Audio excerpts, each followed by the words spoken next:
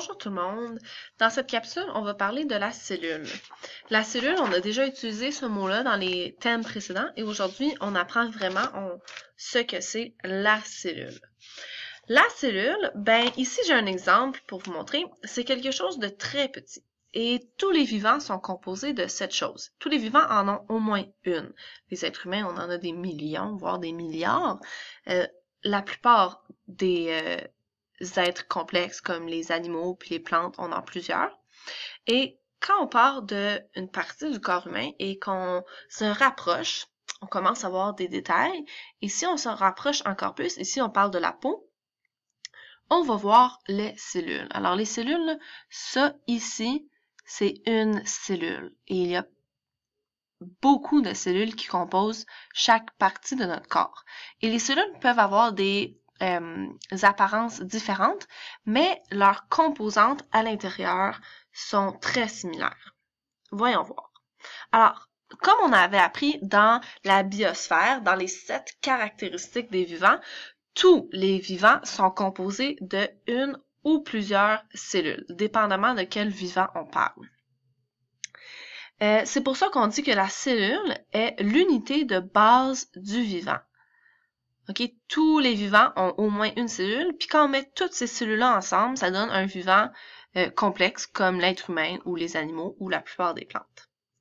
Et comme je viens de vous dire, la plupart des cellules ont des parties très similaires. Et le mot scientifique pour ces parties-là, c'est ici, les différentes parties de la cellule s'appellent organites. Okay? Alors le mot organite, c'est un mot scientifique qui veut dire partie de la cellule, composante de la cellule.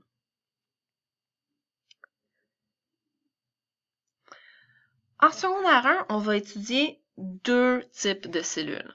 La cellule animale, celle-ci, et la cellule végétale, comme ça.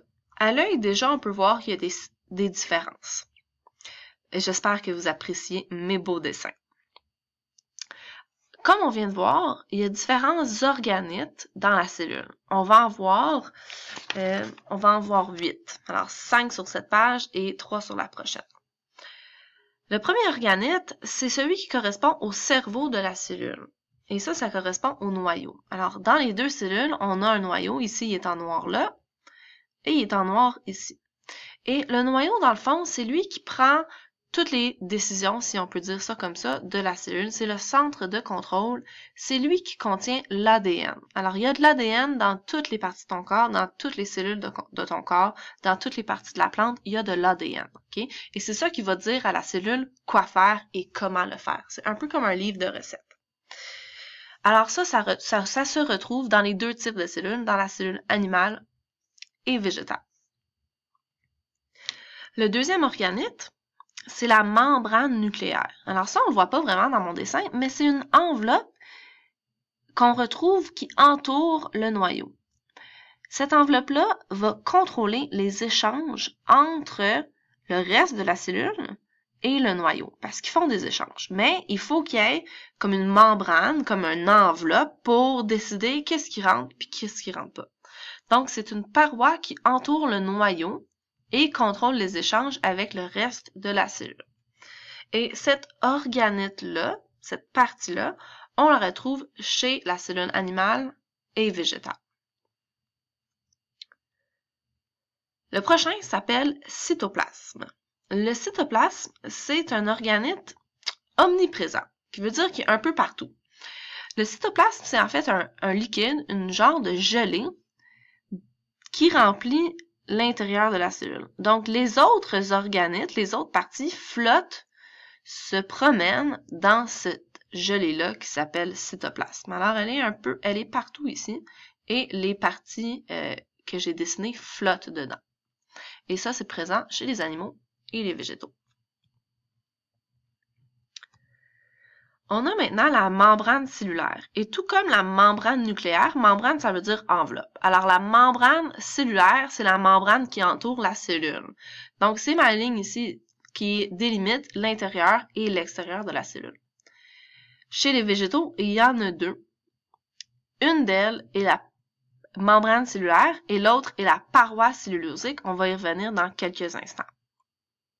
Donc, dans mon dessin ici, c'est la ligne à l'intérieur qui est la membrane cellulaire et la ligne à l'extérieur correspond à un autre organite dont on va discuter dans quelques minutes. Donc, la membrane cellulaire, c'est la paroi qui entoure la cellule pour protéger et réguler les échanges avec l'extérieur. Donc, ça ressemble un peu à la membrane nucléaire, mais c'est à l'extérieur de la cellule complètement. Et c'est les deux types de cellules qui l'ont. Ensuite, on a la vacuole. La vacuole, c'est comme une espèce de poche. C'est un peu comme le sac à dos de la cellule. Okay? Et les cellules animales, c'est les petits points ici. C'est ça les vacuoles chez les animaux. C'est très petit comparé aux vacuoles chez les plantes qui sont beaucoup plus grosses. Alors la vacuole, c'est un peu le sac à dos. Ça l'entrepose les nutriments et les déchets en attendant soit que les nutriments soient utilisés ou que les déchets soient éliminés.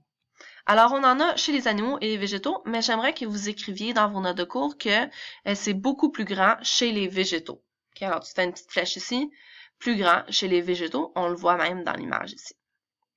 D'abord, j'aimerais ça que pour chaque numéro, tu sais, le numéro 1, tu ailles l'écrire ici, au numéro 1. Tu mettes un 1 dans le noyau.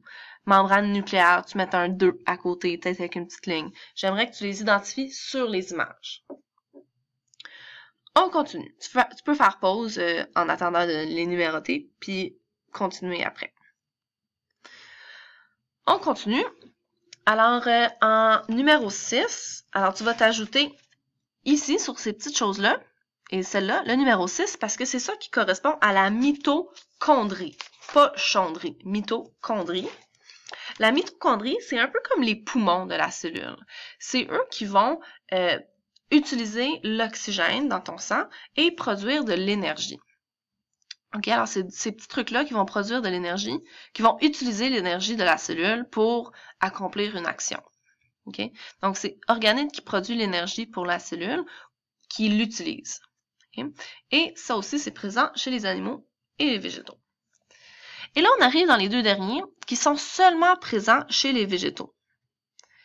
La paroi cellulosique, c'est cet organite-là à l'extérieur ici dont je vous parlais il y a quelques secondes.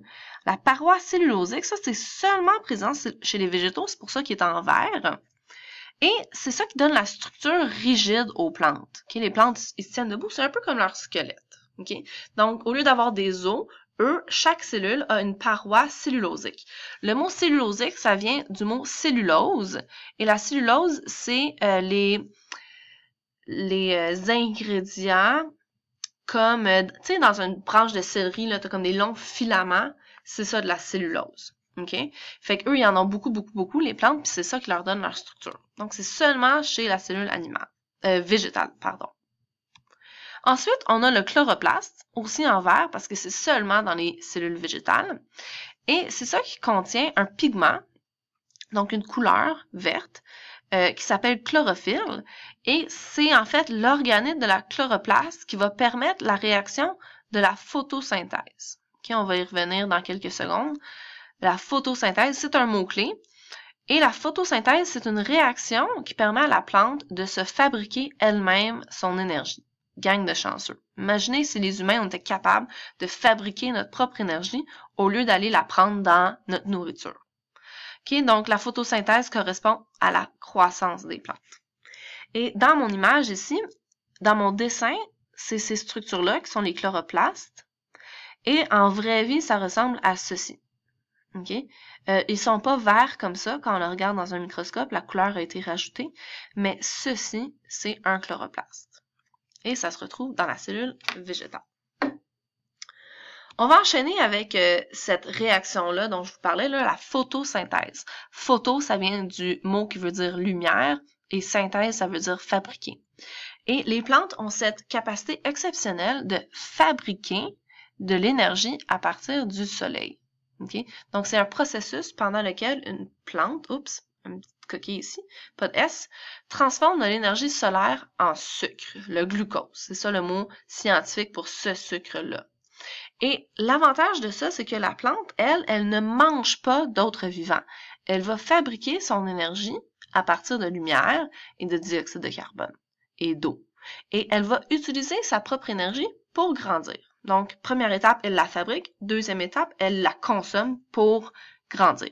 Maintenant, on se concentre sur la première étape qui est produire son énergie. Donc, on va regarder ça a l'air compliqué là ici, mais je vais vous l'expliquer. Donc, il y a deux choses qui rentrent. C'est un peu comme une machine. Il y a des choses qui rentrent, il y a une transformation, puis il y a des choses qui sortent. OK?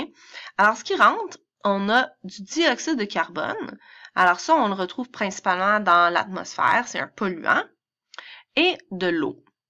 Et ça va prendre ces deux ingrédients-là, et avec l'énergie de la lumière, ça va transformer en sucre et en oxygène. Et l'oxygène, on est bien content que les plantes produisent ça parce que nous, on le respire, on en a besoin.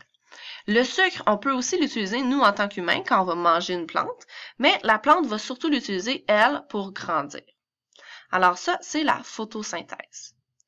La deuxième réaction qu'une cellule peut faire, c'est la respiration cellulaire. Et la respiration cellulaire, elle, se fait par les deux types de cellules, alors que la photosynthèse, elle, c'est juste la cellule végétale. Donc, la respiration cellulaire, c'est un processus durant lequel la cellule transforme du glucose en énergie. Okay? Donc, le glucose, les animaux, on est obligé de l'ingérer. On peut pas juste l'avoir, ok? Pas comme les plantes. Le glucose, on doit le manger. C'est ça notre source d'énergie. Okay? Et c'est important de savoir que la respiration cellulaire, c'est le contraire de la photosynthèse. On va regarder pourquoi. Donc, on se rappelle que dans la photosynthèse, ce qui sortait, les extrants, ce qu'il y avait à la fin, c'était le sucre et l'oxygène. Et vu que c'est le contraire, ben dans la respiration cellulaire, les humains, nous, on fait ça, on a besoin de sucre et d'oxygène. C'est ce que je respire et c'est ce que je mange. Alors, c'est les intrants.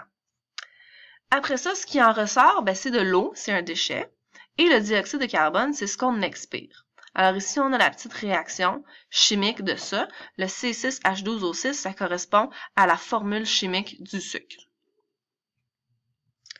Ici, on a deux images. Ça, c'est l'image d'une cellule buccale animale, donc la cellule à l'intérieur de la bouche.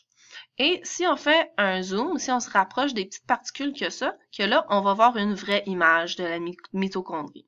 Donc ça, c'est le dessin. Puis ça, c'est à quoi ça ressemble dans la vraie vie.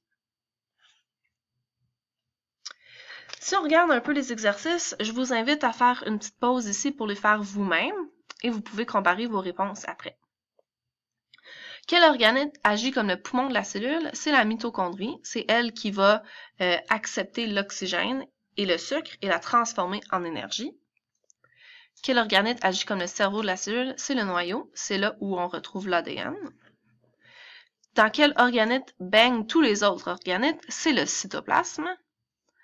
4. Quel organe est beaucoup plus visible dans la cellule végétale que dans la cellule animale? J'espère que tu l'as écrit dans tes notes de cours. C'est la vacuole. 5. Quels deux organites sont seulement présents dans la cellule végétale? Il s'agit du chloroplaste et de la paroi cellulosique. Le chloroplaste permet la photosynthèse et la paroi cellulosique donne la structure à la plante. Et 6A, quel organite est responsable de la photosynthèse? On a le chloroplaste. Et dans le B, la respiration cellulaire.